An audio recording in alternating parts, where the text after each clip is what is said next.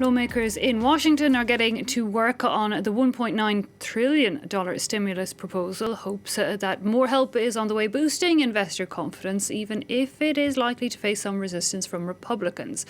That is at least part of the reason behind the positive start to the week on the main Asian indexes. Let's have a look at the latest figures there.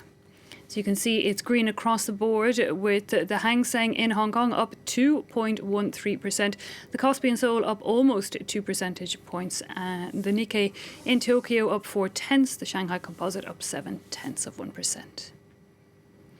Well, to talk us through these figures the more, we can cross to market analyst at Axis, Mr. Stephen Innes. Stephen, the US stimulus package is something all investor eyes will be watching, but also this week we have the Federal Reserve holding its first meeting under that new Biden administration. How are we expecting things to go on the US front? Well, on the stimulus policy front, it's going to be big either way, and I think the markets continue to like that. As far as the Fed's concerned, I think the market clearly siding with the policy view that the Feds are going to keep interest rates low for a long time.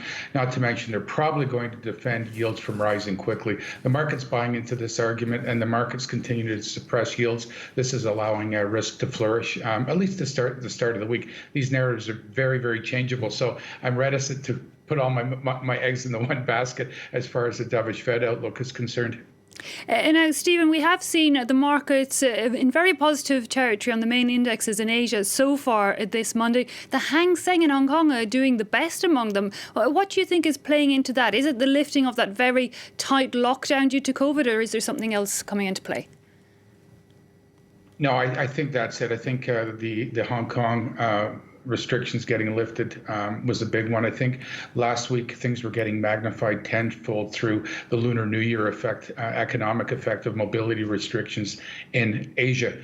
That seems to be only threefolds today. So there's quite a weight lifted off the markets. And I think this is allowing markets to lift off slightly better today. On the Asian markets for sure, but of course here in Europe where there's talk of more lockdowns, and one does start to wonder of how much the economy can actually take. I agree, but this is where it defers back to the vaccine breakthroughs. Although it's been quite a considerably, or just a hugely bumpy ride, getting these vaccinations distributed through the EU. Look, the healthcare situation is just top-notch in Europe. We think that's going to resolve quickly. We think there's going to be main focus for policymakers will not be on stimulus, but rather will be on delivering these vaccines. I think if they can bring everything together, I think we're going to have greener days ahead. And I think this is what the markets continue to run on an optimistic view on. Anything else, Stephen, briefly, we should be looking out for in the days ahead this week?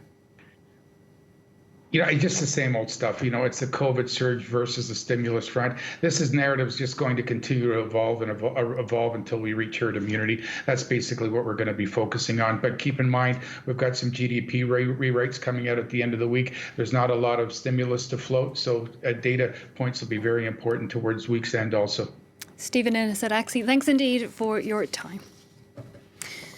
Well, meanwhile, redirecting their shipping routes, more and more traders in Ireland are looking to set sail directly to EU ports, turning away from their traditional destination, which was its closest neighbour, the UK, but which, of course, is no longer an EU country.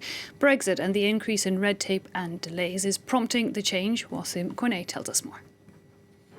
Choosing to go the extra nautical mile rather than navigating through miles of red tape.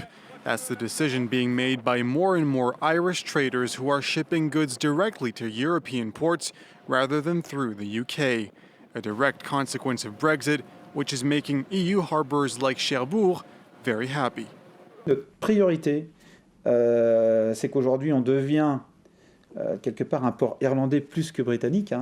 On est à peu près à 50% des activités entre Royaume-Uni et Irlande.